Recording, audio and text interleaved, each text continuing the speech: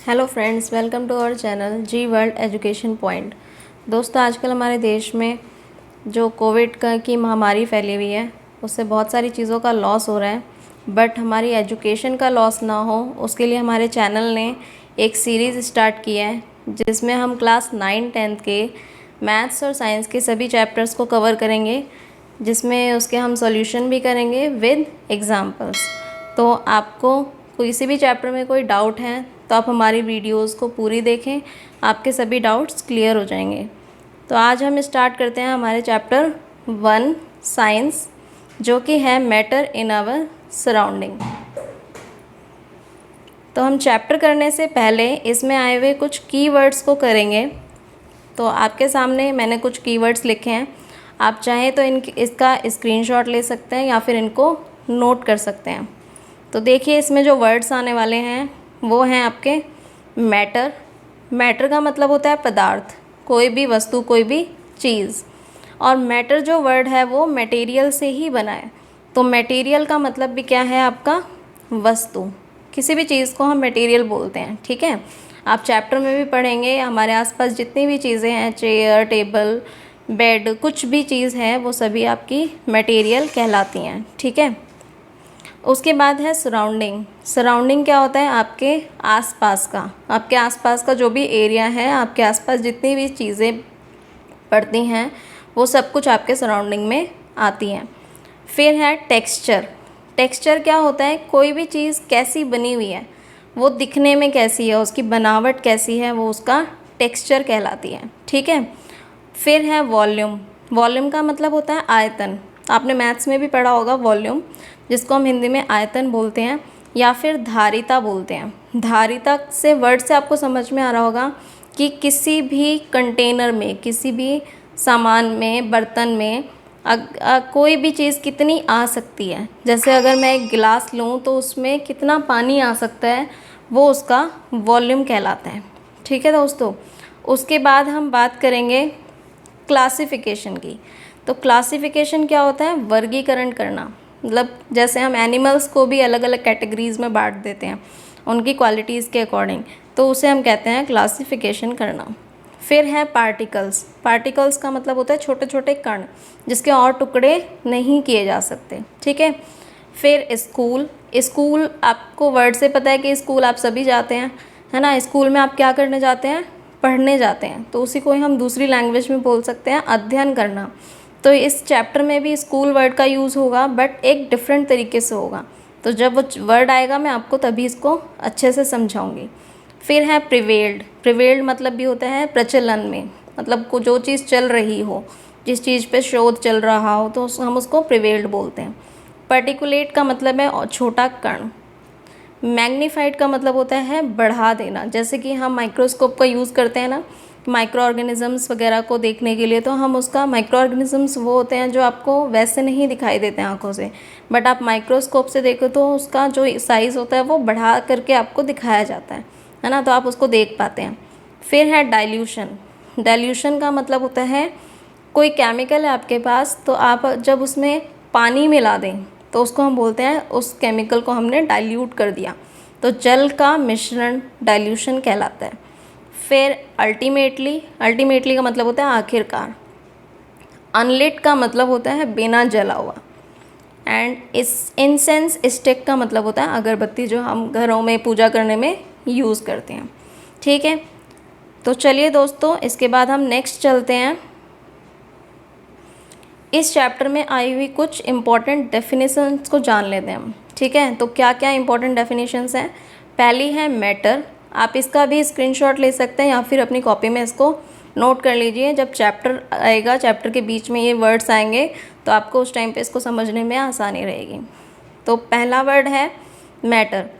Anything that has mass and occupy space. अभी मैंने आपको पहले भी बताया कि मैटर क्या होता है? कोई भी मटेरियल, कोई भी चीज़, कोई भी वस्तु, उसे हम मैटर बोलते हैं। तो आपको पता है अगर कोई भी वस्तु है तो उसका कुछ ना कुछ तो मास होगा ना, उसमें कुछ ना कुछ तो भार होगा, और वो हमारे जगह भी घेरेगा, कुछ ना कुछ तो जगह घेरेगा, चाहे वो छोटी घेरे चाहे बड़ी घेरे, बट कोई ना कोई तो स्पेस ऑक्यूपाई करेगा। तो इस वजह से मैटर हम किसे बोलते हैं, कोई भी ऐसी वस्तु जिसका मास हो और वो स्पेस ऑक्यूपाई करे। ऑक्यूपाई करना मतलब घेरना। नेक्स्ट है आपका वॉल्यूम। वॉल्यूम क्या होता है, मैंने अभी आपको समझाया कि the amount of space that something contains और फिल्स। ठीक है, कोई भी कंटेनर है उसमें कितनी चीज़ आ जाती है, कितना आप सामान भर सकते हैं, चाहे वो लिक्विड हो या सॉलिड फॉर्म में हो, उसे हम बोलते हैं उसका वॉल्यूम इतना है। ठीक है, उस कंटेनर का वॉल्यूम इतना है। अब वॉल्यूम की कुछ इम्पॉर्टेंट यूनिट्स आपको इस चैप्टर में और बताई गई हैं कि तो ऐसा यूनिट क्या होती है वॉल्यूम की, क्यूबिक मीटर। आप इसको मैथमेटिकल फॉर्म में लिखो तो m के ऊपर क्यूब लगाते हैं, मीटर क्यूब बोलते हैं। ठीक है, कॉमन यूनिट इसकी है लीटर। आप कोई भी लिक्विड सामान लाते हो तो उसको हम लीटर में ही नाप के लाते हैं। दूध कितना लीटर लाए, ठीक है, पानी कितना लीटर है। उसके अलावा इनकी जो डिफरेंट यूनिट्स हैं उनमें आपको कुछ रिलेशन दिए हुए हैं इस चैप्टर में। तो 1 मीटर क्यूब में कितने लीटर होते हैं, 1000 लीटर। और 1 मीटर क्यूब में सेंटीमीटर क्यूब कितने होते हैं, 10 लाख। ठीक है दोस्तों, उसके बाद 1 लीटर में मिलीलीटर कितने होते हैं, 1000। और सेंटीमीटर क्यूब कितने होते हैं, वो भी 1000। और डेसीमीटर क्यूब कितने हैं, 1। उसके बाद 1 मिलीलीटर जो है वो आपका किसके इक्वल हो गया, 1 सेंटीमीटर क्यूब के। आप यहाँ पर ध्यान से देखेंगे तो आपको समझ आएगा कि आपका जो 1000 मिलीलीटर है वो बराबर है आपका 1000 सेंटीमीटर क्यूब के। तो आप 1000 से अगर 1000 काट देते हैं तो 1 मिलीलीटर आपका बराबर हो जाएगा 1 सेंटीमीटर क्यूब के। ठीक है, अब आगे चलते हैं। मास क्या होता है, measurement of amount of matter something contains. कोई भी आपके पास वस्तु है उसके अंदर कितना मैटर प्रेजेंट है उसको आप मेज़र कर लो, उसका अमाउंट कितना मैटर प्रेजेंट है उसको जब हम मेज़र करें तो उसको हम बोलते हैं मास, कि इस वस्तु का भार इतना है, इसका मास इतना है। तो उसकी एसआई यूनिट क्या होती है, किलोग्राम। और 1 किलोग्राम में कितने ग्राम होते हैं, 1000। ठीक है, 1 किलोग्राम में कितने ग्राम होते हैं, 1000। इसके बाद हम आते हैं वेट पर। वेट क्या होता है, measurement of pull of gravity on an object. आपको पता है दोस्तों कि हमारी जो पृथ्वी है वो हम पर ग्रेविटी का फोर्स लगाती है। ठीक है, उसमें गुरुत्वाकर्षण बल होता है जिसकी वजह से हम अपनी पृथ्वी पर चल पाते हैं, रह पाते हैं। ठीक है, तो वो हम पर जो गुरुत्वाकर्षण बल लगाती है उसकी मेज़रमेंट को हम वेट कहते हैं। ठीक है, जो फोर्स ऑफ ग्रेविटी हम पर लगता है उसकी मेज़रमेंट को हम वेट कहते हैं। ठीक है, तो मास और वेट में एक बहुत छोटा सा डिफरेंस है। कई लोग मास और वेट को सेम समझते हैं बट ये दोनों बहुत डिफरेंट चीज़ हैं। ठीक है, उसके बाद आप इस चैप्टर में फ़िज़िकल प्रॉपर्टीज़ के बारे में पढ़ने वाले हैं, मैटर की फ़िज़िकल प्रॉपर्टीज़। तो फ़िज़िकल प्रॉपर्टीज़ होती क्या हैं, these are the properties that can be measured और observed without changing the chemical nature of substance. कोई भी मैटर है वो केमिकल से मिलके बना है, ठीक है, और उसकी कुछ ना कुछ फ़िज़िकल प्रॉपर्टीज़ होती हैं। तो फ़िज़िकल प्रॉपर्टीज़ क्या, वो प्रॉपर्टीज़ जो हम ऑब्ज़र्व कर सकते हैं या तो हम उसको मेज़र कर सकते हैं, नाप सकते हैं। जिन चेंजेस को हम अपनी आंखों से देख सकते हैं, ऊपर से ऑब्ज़र्व कर सकते हैं, उनको हम फ़िज़िकल प्रॉपर्टी कहते हैं, जिससे कि उसके अंदर के केमिकल्स में कोई चेंज नहीं आता। जैसे कि क्या क्या है, कलर, शेप, साइज़, उसका टेक्सचर कैसा है, उसकी डेंसिटी कितनी है, वॉल्यूम, उसका मास, उसका बॉइलिंग पॉइंट और मेल्टिंग पॉइंट। ठीक है दोस्तों, अब हम नेक्स्ट चलेंगे अपने चैप्टर की ओर। आप इन दोनों पेजेस के स्क्रीनशॉट ले लीजिए या तो इसको नोट कर लीजिए। जब ये चैप्टर में वर्ड्स आएंगे तो आपको ये हेल्प करेंगे। तो चलिए हम स्टार्ट करते हैं अब अपने चैप्टर 1 को, मैटर इन आवर सराउंडिंग्स। इस चैप्टर में आपको फर्स्ट पैराग्राफ में क्या दिया है, देखिए। As we look at our surrounding we see large variety of things with different shape, size and textures. मैंने आपको समझाया कि आप जो हमारा मैटर होता है उसकी फ़िज़िकल प्रॉपर्टीज़ में क्या क्या चीज़ें आती हैं, शेप, साइज़ और टेक्सचर वगैरह सब कुछ आता है ना। तो यहाँ पे भी आपको यही बता रहे हैं कि अगर आप अपने आसपास में कोई भी चीज़ देखें तो उसकी क्या क्या आपको क्वालिटीज़ दिखती हैं। सबसे पहले आपकी नज़र जाती है उसका शेप क्या है, उसका साइज़ कितना बड़ा है, छोटा है, या वो किस तरीके का बना हुआ है, उसकी बनावट कैसी है। Everything in the universe is made up of material which scientists have named matter. जितनी भी सारी चीज़ें इस यूनिवर्स में हैं उसको साइंटिस्ट ने क्या नाम दिया है, हमारा मैटर। ठीक है, और मैटर मैं आपको ऑलरेडी समझा चुकी हूँ क्या होता है मैटर। आप अपने माइंड में खुद से एक बार रिवाइज़ करें। द एयर वी ब्रीथ, क्या क्या आता है मैटर में, देखिए हर चीज़ मैटर में आ रही है। द एयर वी ब्रीथ, जो हम हवा जो हम सांस में लेते हैं। फूड वी ईट, जो हम खाते हैं। पत्थर, क्लाउड, स्टार्स, प्लांट्स, एनिमल्स और बहुत सारी चीज़ें, बुक्स, पेन, पेंसिल। आप अपने आसपास अभी नज़र घुमाएंगे तो आपको 10 चीज़ें नज़र आ जाएंगी ऐसी जो कि सब मैटर हैं। Even a small drop of water और अ पार्टिकल ऑफ सैंड, छोटे से छोटी चीज़, बड़े से बड़ी चीज़ आपकी मैटर के अंडर आती है।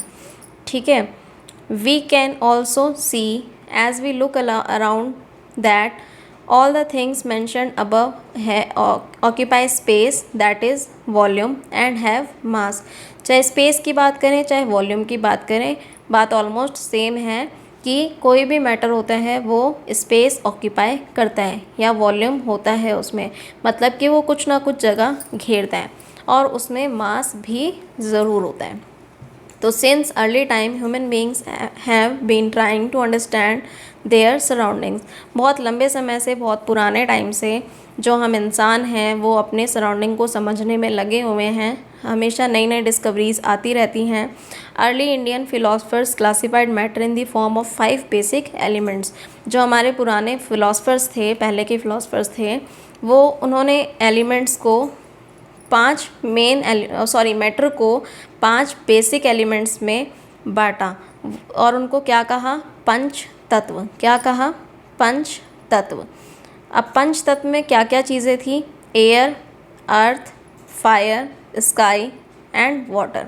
क्या क्या, हवा, धरती, आकाश, अग्नि और जल। अकॉर्डिंग टू देम एवरीथिंग, चाहे वो लिविंग हो चाहे नॉन लिविंग हो, सब कुछ इन 5 बेसिक एलिमेंट्स से बना हुआ था। ठीक है, ancient Greek philosophers had arrived at a similar classification of matter.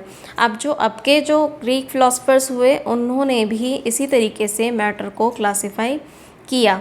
But इसके अलावा जो मॉडर्न डेज साइंटिस्ट थे have evolve 2 types of classification of matter based on their physical properties and chemical nature. अब जो अब के मॉडर्न साइंटिस्ट हुए उन्होंने मैटर को किस बेसिस पर बांटा, उनकी फिजिकल प्रॉपर्टीज़ पे और केमिकल प्रॉपर्टीज़ पे। चाहे ये केमिकल नेचर लिखें चाहे प्रॉपर्टी लिखें, बात सेम है। तो फिज़िकल प्रॉपर्टीज़ मैं आपको ऑलरेडी समझा चुकी हूँ और केमिकल प्रॉपर्टीज़ अभी हम इस चैप्टर में नहीं पढ़ने वाले। स्टिल केमिकल प्रॉपर्टीज़ क्या है कि कोई भी मैटर किस केमिकल से मिलके बना है। ठीक है, ये उसकी केमिकल प्रॉपर्टीज़ में आता है। उसके इंटरनली क्या क्या चेंजेस होते हैं वो सब उसकी केमिकल प्रॉपर्टीज़ में आता है, जिसके बारे में अभी हमें इतना डिटेल में नहीं पढ़ना है। हमें पढ़ना है उसकी फ़िज़िकल प्रॉपर्टीज़ के बारे में। तो in this chapter we shall learn about matter based on it physical properties. Chemical aspects of matter will be taken up in subsequent chapters. हम आगे के कभी और चैप्टर में उनकी केमिकल प्रॉपर्टीज़ के बारे में पढ़ेंगे। तो हम स्टार्ट करते हैं फिज़िकल नेचर ऑफ मैटर से। सबसे पहले आपको मैटर का फिज़िकल नेचर दिया गया है। अब इसमें फ़िज़िकल नेचर में ये क्या क्या समझाएंगे आपको, 1 बाय 1 आपको देंगे। Matter is made up of particles. Matter किसका बना हुआ है, पार्टिकल्स का। लेकिन अब इसको हम कैसे समझेंगे, इनको कुछ एक्टिविटीज़ के द्वारा समझेंगे। बट इन्होंने आपको पहले क्या बताया है कि बहुत लंबे समय से, for a long time, 2 schools of thoughts prevailed regarding the nature of matter. मैंने आपको वर्ड मीनिंग्स में स्कूल और प्रिवेल्ड की मीनिंग लिख के दी है। तो यहाँ पर स्कूल का मतलब क्या निकल के आ रहा है कि बहुत लंबे समय से दो जो थॉट्स हैं उसके बारे में ये प्रचलन चलता आ रहा है कि नेचर जो है मैटर का वो किस तरह का है। इसके बारे में दो विचार चलते आ रहे हैं, ठीक है। इन पे अध्ययन किया जा रहा है और दो थॉट्स जो हैं वो निकल के आए हैं जिन पर अभी भी कन्फ्यूज़न रहती है सबको, कि वन स्कूल बिलीव करता है matter to be continuous. Matter जो है वो कंटिन्यूस है। कंटिन्यूस किस तरह से, जैसे कि एक लकड़ी का टुकड़ा होता है उस तरीके से मैटर जो है वो कंटिन्यूस है। मतलब आप अगर एक पार्ट को उठाओगे तो वो पूरा पार्ट एक साथ उठ जाएगा। तो इस तरह से मैटर को कंटिन्यूस बताया गया।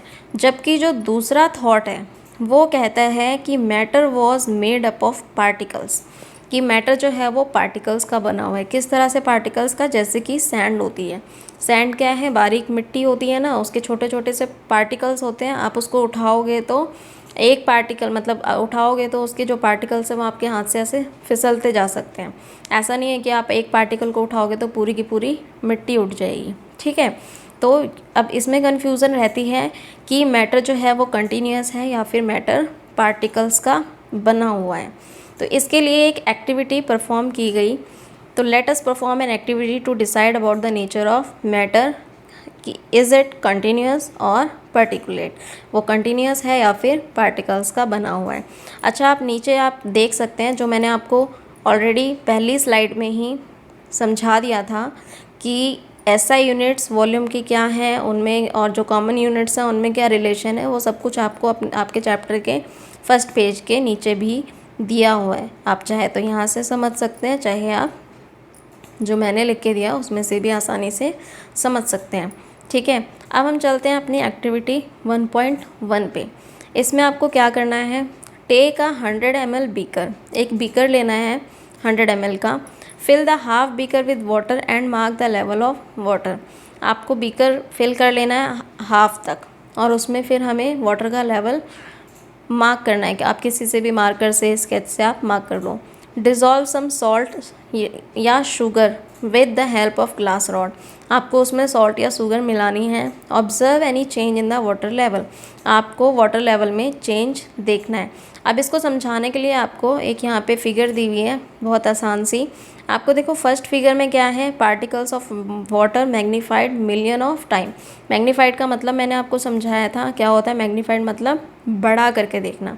तो यहाँ पर वाटर के मॉलिक्यूल्स जो हैं वो आपको बड़े करके दिखाए हुए हैं। आप अगर रियल में वाटर देखो तो आपको मॉलिक्यूल्स ऐसे नहीं दिखेंगे, बट इसमें आपको दिखाए हुए हैं कि इतनी दूर दूर वाटर के मॉलिक्यूल्स हैं। एक्चुअल में इतनी दूर नहीं होते, बहुत पास पास होते हैं, ठीक है।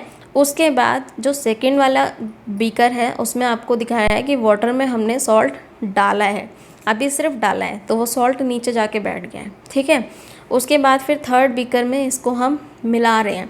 तो आपको पता है कि वाटर में सॉल्ट बड़ी इजीली मिल जाता है ना। वाटर में पानी चीनी भी बहुत आसानी से मिल जाती है, ठीक है। तो इसका मतलब क्या है कि वाटर के मॉलिक्यूल्स के बीच में कुछ ना कुछ तो स्पेस होगा ना, तभी तो पानी में चीनी या फिर नमक के मॉलिक्यूल्स घुल पा रहे हैं। तो इससे हमें क्या कंक्लूज़न निकला कि when we dissolve salt in water the particles of salt get into the space between the particles of water. जो वाटर के पार्टिकल्स के बीच में स्पेस है उसके बीच में जाकर सॉल्ट के पार्टिकल्स घुल गए हैं। उसके अलावा आपको एक्टिविटी सेकंड दी गई है। इसमें आपको क्वेश्चन पूछा गया है कि how small are these particles of matter. ये जो पार्टिकल्स तो हैं, अब ये तो क्लियर हो गया कि जो मैटर है वो पार्टिकल्स का बना हुआ है, कंटिन्यूस नहीं है, ठीक है। बट अब ये जो पार्टिकल्स हैं वो कितने छोटे हैं ये हमें जानना है। तो हम इसके लिए एक और एक्टिविटी परफॉर्म करेंगे। आपको क्या करना है, 2 से 3 क्रिस्टल ले लेना है पोटेशियम परमैंगनेट के, ठीक है। और पोटेशियम परमैंगनेट कैसा होता है ये आप पिक्चर में देख सकते हैं, इस कलर का होता है पोटेशियम परमैंगनेट, ठीक है। आप अपनी केमिस्ट्री लैब में जाके भी देख सकते हैं जब भी आपके स्कूल ओपन हो, ठीक है। अब वो 2-3 क्रिस्टल जो हैं हमें लेने हैं और उसको 100 ml वाटर में डिज़ोल्व कर लेना है, ठीक है। उसके बाद take out approximately 10 ml of this solution and put into 90 ml of clear water. अब आपको ये वाला प्रोसीजर बार बार करना है। कैसे करना है मैं आपको समझाती हूँ अच्छे से। हमने पहले लिया 100 ml वाटर, ठीक है, ये क्लीन वाटर है, इसमें कुछ नहीं मिक्स। अब हमने इसमें 2-3 क्रिस्टल मिला दिए हमारे। उसके बाद हमने इसमें से 10 ml टेस्ट ट्यूब में या आप किसी और चीज़ में, छोटे ग्लास में ले लो पानी इस सॉल्यूशन का। 10 ml पानी हमने ले लिया, ठीक है, और उसको हमने इसमें, हमारा 90 ml पानी था, 90 ml पानी में हमने इस सॉल्यूशन को डाल दिया। तो ये वापस से फिर से 100 ml हो गया, ठीक है। आप देखोगे कि इसका जो कलर है वो इसमें लाइट हो गया पहले वाले से। उसके बाद फिर से हमने इसमें से 10 ml सॉल्यूशन लिया और 90 ml वाटर में फिर से मिला दिया, तो आप देखो इसका कलर और लाइट हो गया। फिर हमने इसमें से 10 ml लिया और 90 ml वाटर में और मिला दिया। तो आप देखोगे जैसे जैसे ये स्टेप आप आगे बढ़ाते जाओगे वैसे वैसे इसका जो कलर है वो और ज़्यादा लाइट होता चला जाएगा। तो इससे आपको क्या पता चल रहा है कि आपने एक छोटा सा अमाउंट लिया, उससे भी इतना सारा पानी जो है वो कलर हो जा रहा है। इसका मतलब इस छोटे से अमाउंट में भी पोटेशियम परमैंगनेट के पार्टिकल्स हैं, ठीक है। तो इससे क्या समझ में आ रहा है हमें कि this experiment shows that just a few crystal of potassium permanganate can colour the large volume of water, ठीक है। आप छोटे से छोटा क्रिस्टल भी, मतलब छोटे से छोटा पार्टिकल भी इतने बड़े अमाउंट के वाटर को कलर कर दे रहा है। इसका मतलब क्या है कि पार्टिकल्स जो हैं वो बहुत ही ज़्यादा छोटे साइज़ के होते हैं, ठीक है। मिलियंस ऑफ टिनी पार्टिकल्स होते हैं जस्ट एक क्रिस्टल में। तो आपने तो 2-3 लिए थे, तो इसका मतलब आप समझ सकते हो कि उसमें कितने ज़्यादा पार्टिकल्स होंगे, ठीक है। बट हाँ, अगर आप इसी प्रोसेस को कंटिन्यू रखते हो बहुत लंबे टाइम तक के लिए, तो एक टाइम ऐसा आएगा, अल्टीमेटली वो टाइम आएगा जब जो पार्टिकल्स हैं वो और ज़्यादा डिवाइड नहीं हो पाएंगे, ठीक है। उससे इतने अपने बिल्कुल छोटे लेवल पे जब पहुंच जाएंगे, उससे ज़्यादा और डिवाइड नहीं हो पाएंगे, तो उसके बाद जो पानी का कलर है वो चेंज नहीं होगा, ठीक है। अब आप इसी एक्टिविटी को अपने घर में, आपको पोटेशियम परमैंगनेट इस टाइम नहीं मिल पाएगा, मुश्किल है, तो आप इस एक्टिविटी को डिटॉल से भी कर सकते हो। आप डिटॉल को पानी में मिलाओ, फिर उसका थोड़ा सा अमाउंट लेके और ज़्यादा पानी में मिला दो, फिर उसका लेके, इस तरह से ये स्टेप जो है वो आप कर सकते हैं कंटिन्यूस 5-6 बार करके देखो। तो आप डिटॉल से उतना कलर में तो चेंज नहीं आता, बट आप उसकी स्मेल से डिटेक्ट कर सकते हो, ठीक है, कि डिटॉल के पार्टिकल्स भी जो हैं वो कितने ज़्यादा छोटे होते हैं। तो अब इससे क्या कंक्लूज़न है कि the particles of matter are very small, they are small beyond our imagination, कि हम सोच भी नहीं सकते, उससे भी कहीं ज़्यादा इसके पार्टिकल्स छोटे होते हैं। अच्छा, अब हम नेक्स्ट चलते हैं characteristics of particles of matter. ये बहुत इंपॉर्टेंट है, एग्ज़ाम में भी पूछा जाता है कई बार कि जो पार्टिकल्स हैं मैटर के, उसके कैरेक्टरिस्टिक्स क्या क्या होते हैं।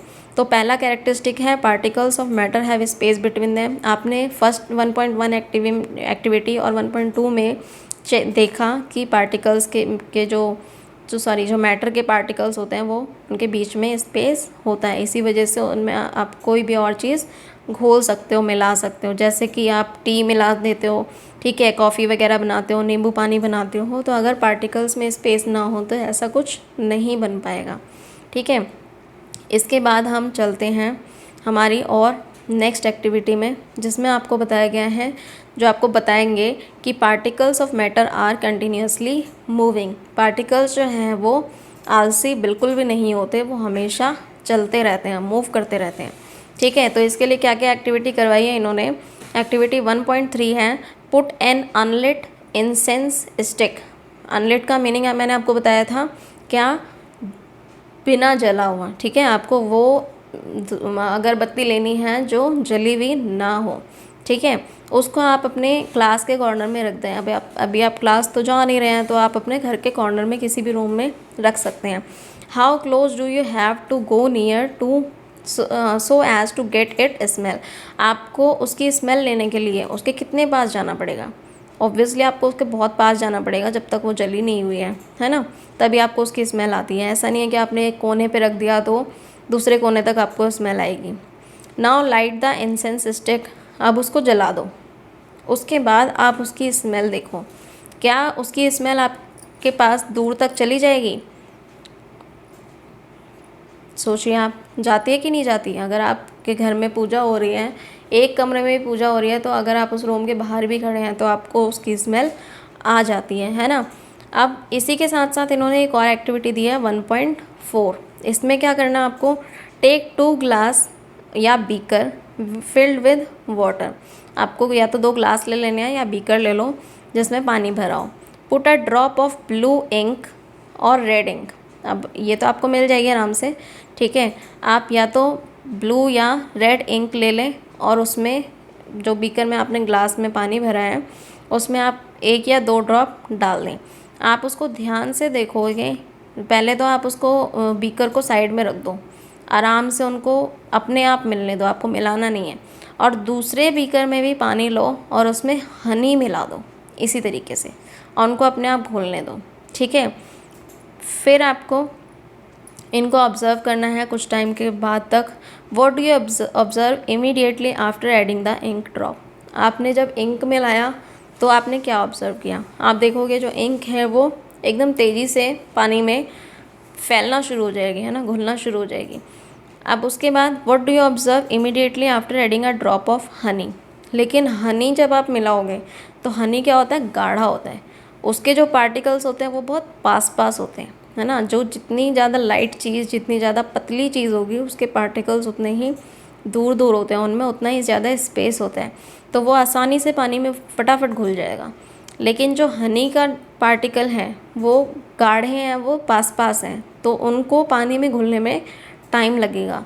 हाउ मैनी आवर्स और days does it take for the colour of ink to spread evenly throughout the water. कितने घंटे लगेंगे इंक को फैलने में। तो इंक को फैलने में कोई ज़्यादा घंटे नहीं लगेंगे, कोई टाइम कुछ खास नहीं लगेगा, बट हाँ हनी को घुलने में टाइम लगेगा, ठीक है।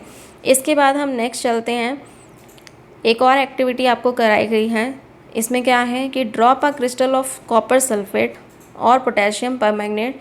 मैंने आपको पोटेशियम परमैंगनेट की पिक्चर दिखाई थी, अब मैं आपको कॉपर सल्फेट भी दिखा रही हूँ, ये देख सकते हैं आप पिक्चर में। हमें क्या करना है, या तो कॉपर सल्फेट ले लें या तो पोटेशियम परमैंगनेट ले लें। इसको आप एक गर्म पानी में, एक ग्लास में गर्म पानी लें और उसमें मिला दें। And another containing cold water, और दूसरा आपको ग्लास लेना है जिसमें आपको ठंडे पानी में मिलाना है, ठीक है। एक गिलास में गर्म पानी और एक गिलास में ठंडा पानी, दोनों में आप या तो कॉपर सल्फेट या तो पोटेशियम परमैंगनेट के कुछ क्रिस्टल्स मिला दें, ठीक है। अब आपको ये भी देखना है, इसको मिलाना है, आपको स्टिर नहीं करना, अपने आप घुलने देना है इसको, ठीक है। What do you observe just above the solid crystal in the glass. आप सॉलिड क्रिस्टल के जस्ट अबव क्या देखेंगे, ऊपर की तरफ उसकी जो पानी की सतह है उस पर क्या देखेंगे, आपको दिखेगा कि वो जो सतह है वो एकदम आराम आराम से कलराइज होना शुरू हो जाएगी। What happens as time passes. जैसे जैसे टाइम पास होगा, जैसे जैसे टाइम गुजरेगा, आप क्या नोट करोगे, आप देखोगे कि जो क्रिस्टल है वो पूरे पानी में धीरे धीरे घुलना शुरू हो जाएगा। What does this suggest about the particles of solid and liquid. आपको इसमें सॉलिड और लिक्विड के पार्टिकल्स से क्या समझ में आता है। आपने ऊपर इंक वाला किया, जो इंक का सॉल्यूशन था वो बहुत जल्दी घुल गया था एज़ कंपैरिजन टू दिस, और यहाँ पे हमने क्रिस्टल्स मिलाए थे तो इसको घुलने में उससे ज़्यादा टाइम लगेगा। तो ऐसा क्यों हुआ, क्योंकि जो सॉलिड के पार्टिकल्स हैं वो बहुत ही ज़्यादा पास पास अटैच्ड होते हैं, ठीक है। उनमें अट्रैक्शन जो होता है फोर्स का वो बहुत ज़्यादा होता है, उसको खुलने में टाइम लगता है, उसको घुलने में पानी में टाइम लगेगा, ठीक है। Liquid as comparison to solid जल्दी घुल जाएगा पानी में, ठीक है। इसके अलावा एक और क्वेश्चन आपसे पूछा गया है, does the rate of mixing change with temperature, why and how. क्या जो मिक्सिंग का रेट है वो टेम्परेचर के साथ भी चेंज होता है। अगर टेम्परेचर ज़्यादा होगा तो आपका जो घुलने की प्रक्रिया है वो जल्दी हो जाएगी, ठीक है, क्योंकि टेम्परेचर ज़्यादा होने की वजह से जो मॉलिक्यूल्स हैं उनको एनर्जी मिल रही है, एनर्जी मिलने की वजह से वो जल्दी मूव करेंगे, फास्ट मूव करेंगे, तो वो जल्दी मूव करने की वजह से पानी में आराम से बड़ी जल्दी घुल जाएंगे। लेकिन जब पानी का टेम्परेचर लो था, कोल्ड था, उसमें जो मॉलिक्यूल्स हैं उनको उतनी एनर्जी नहीं मिल रही, वो नॉर्मल अपनी पोजीशन पे हैं, तो इसकी वजह से उनको घुलने में टाइम लगेगा। तो यहाँ से आपको क्या समझ में आया कि जो लिक्विड चीज़ होती हैं वो जल्दी घुल सकती हैं, उसके मॉलिक्यूल्स जो हैं वो थोड़े दूर दूर होते हैं। सॉलिड चीज़ के मॉलिक्यूल्स जो हैं वो पास पास हैं, तो उनको घुलने में टाइम लगेगा। अगर हम टेम्परेचर बढ़ा देते हैं किसी भी सॉल्यूशन को मिक्स करने के लिए, तो वो सॉल्यूशन हमारा जल्दी घुल जाएगा, ठीक है। अगर टेम्परेचर हम लो रखते हैं तो उसको घुलने में टाइम लगेगा। तो from the above 3 activities 1.3, 1.4 and 1.5 we can conclude the following. हम क्या क्या कंक्लूड कर सकते हैं कि जो पार्टिकल्स ऑफ मैटर हैं वो कंटिन्यूसली मूविंग हैं, वो हमेशा मूव करते रहते हैं, वो कभी भी बैठते नहीं हैं, ठीक है। That is they possess what we call kinetic energy, ठीक है। इसमें काइनेटिक एनर्जी होती है, ठीक है। काइनेटिक एनर्जी क्या होती है? काइनेटिक एनर्जी वो एनर्जी होती है जो किसी भी मैटर में, किसी भी ऑब्जेक्ट में उसके मोशन की वजह से होती है, ठीक है। इसके अलावा अगर हम टेम्परेचर को बढ़ा दें तो पार्टिकल्स जो हैं वो तेज़ी से मूव करते हैं, ये भी हमने यहाँ पे कंक्लूड कर लिया। So we can say that with increase in temperature the kinetic energy of particles also increases. अगर काइनेटिक एनर्जी इंक्रीज़ होगी, बढ़ेगी, तो टेम्परेचर बढ़ेगा, टेम्परेचर बढ़ेगा तो काइनेटिक एनर्जी उसकी इंक्रीज़ होगी, ठीक है। In the above 3 activities we observe that the particles of matter intermix on their own with each other. जो पार्टिकल्स होते हैं वो अपने आप इंटरमिक्स हो सकते हैं, हमें उनको मिलाने की ज़रूरत नहीं है। अगर हमें जल्दी घोलना है तो हमें उसको स्टिर करना पड़ेगा। They do so by getting into the space between the particles, क्योंकि उनके बीच में पार्टिकल्स में स्पेस होता है, इस वजह से वो ऐसा कर पाते हैं, ठीक है। This intermixing of particles of 2 different types of matter on their own is called diffusion.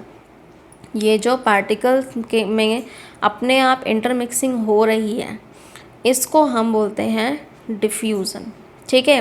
We also observe that on heating diffusion become faster. अगर हम हीट कर दें तो जो डिफ्यूज़न है वो जल्दी हो जाता है, ठीक है। आपने वो अगरबत्ती वाले केस में देखा, डिफ्यूज़न का क्या है, जो पार्टिकल्स हैं वो मूव कर रहे हैं। जब अगरबत्ती जल रही है तो उसके जो पार्टिकल्स हैं वो तेज़ी से मूव कर रहे हैं, आप तक बहुत आराम से पहुंच जा रहे हैं, ठीक है। तो इसी को हम बोलते हैं कि टेम्परेचर अगर इंक्रीज़ हो रहा है तो डिफ्यूज़न का रेट इंक्रीज़ हो जाएगा। इसके बाद हम आते हैं particles of matter attract each other.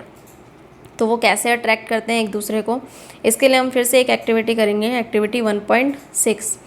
अब इस एक्टिविटी में क्या बोला गया है, आपको 5-6 बच्चों का या 5-6 लड़कों का, लड़कियों का ग्रुप लेना है।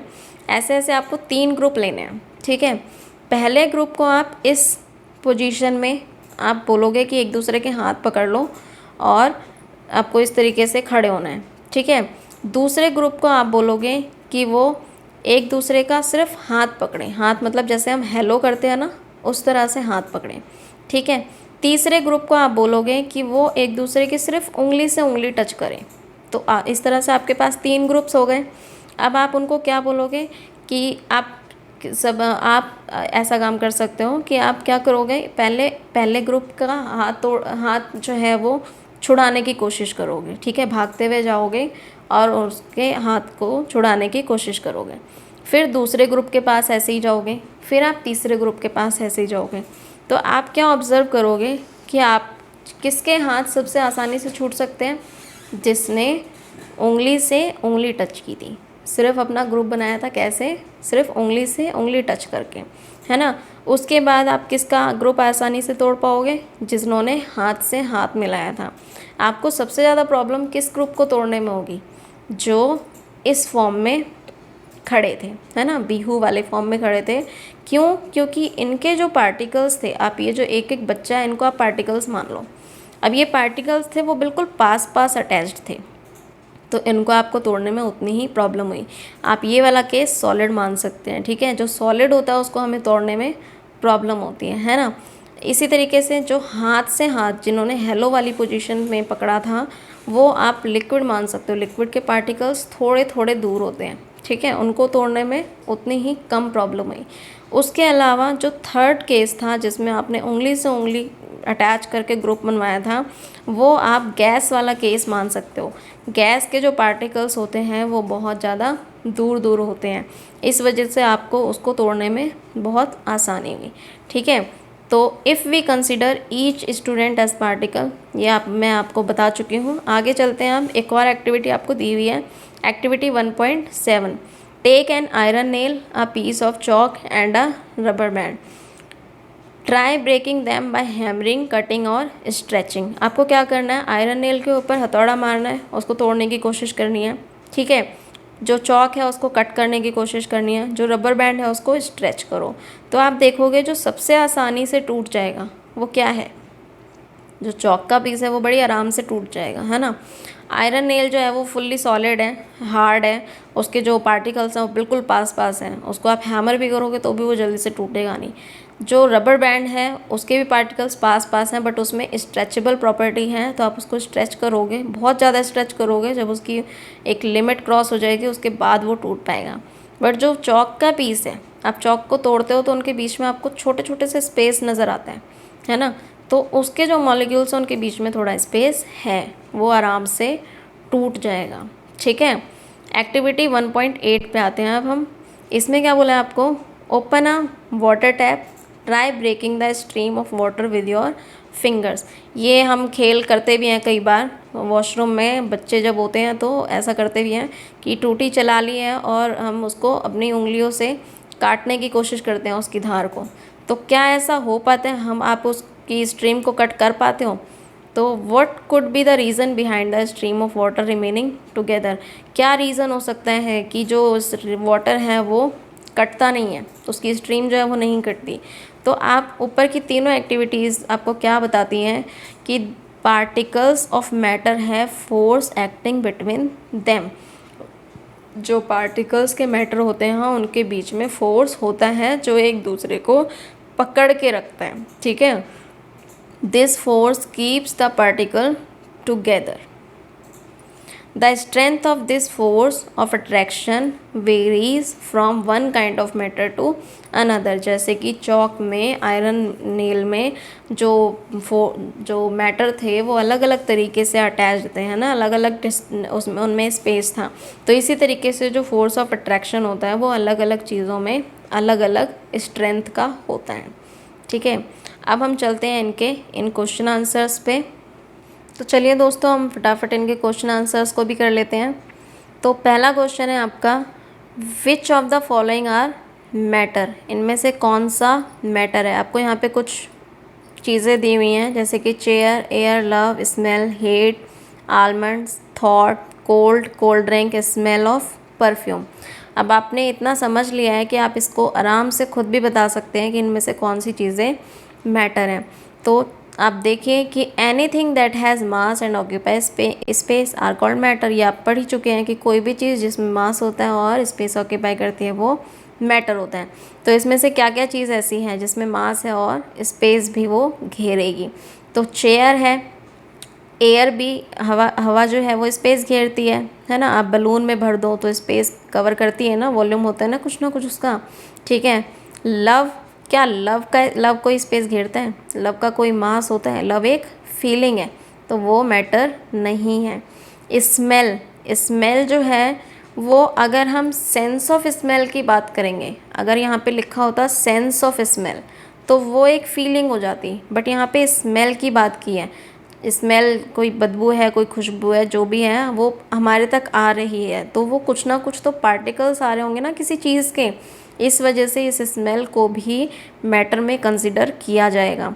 इसके बाद है हेट, क्या हेट कोई मैटर है? वो एक फीलिंग है तो वो कोई मैटर नहीं होगी।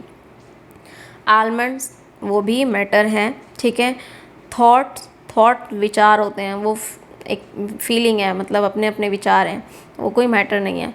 कोल्ड भी एक फीलिंग है, वो भी कोई मैटर नहीं है।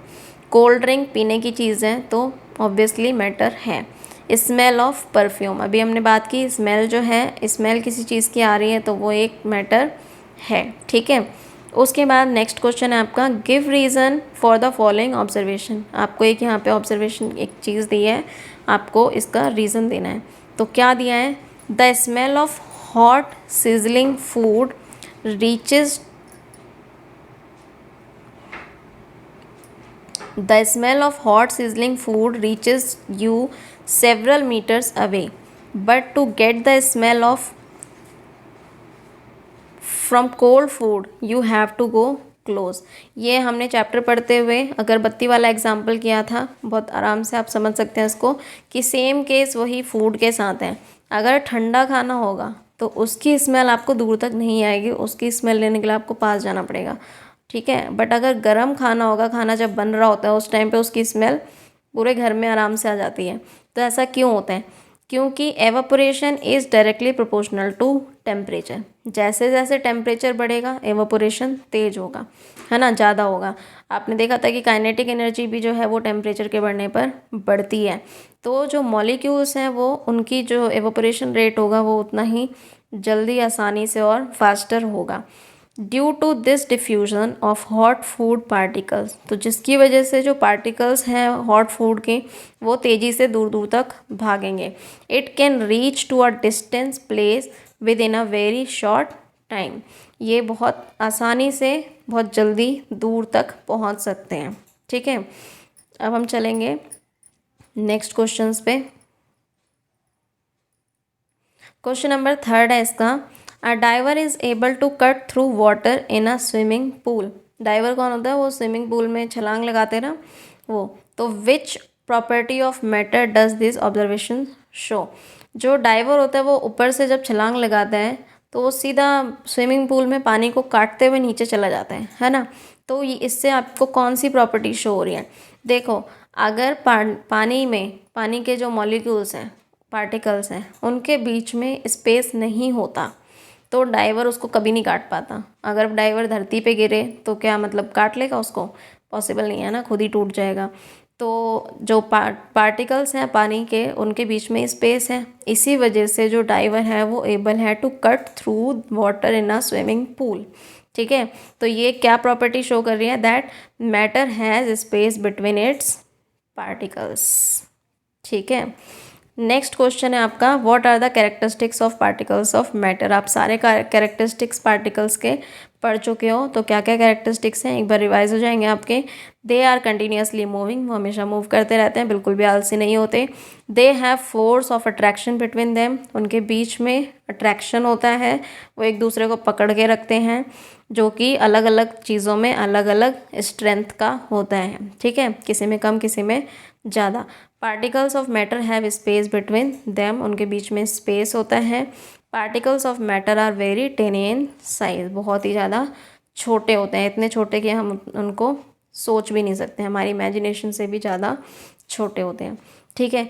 तो दोस्तों आज के लिए हम इस चैप्टर में इतना ही करेंगे। अगर आपको ये वीडियो अच्छी लगी हो, समझ आया हो, तो प्लीज़ इस वीडियो को लाइक करें, शेयर करें, सब्सक्राइब करें, अपने और दोस्तों के साथ शेयर करें इसको, ताकि ये उनकी भी हेल्प कर सके।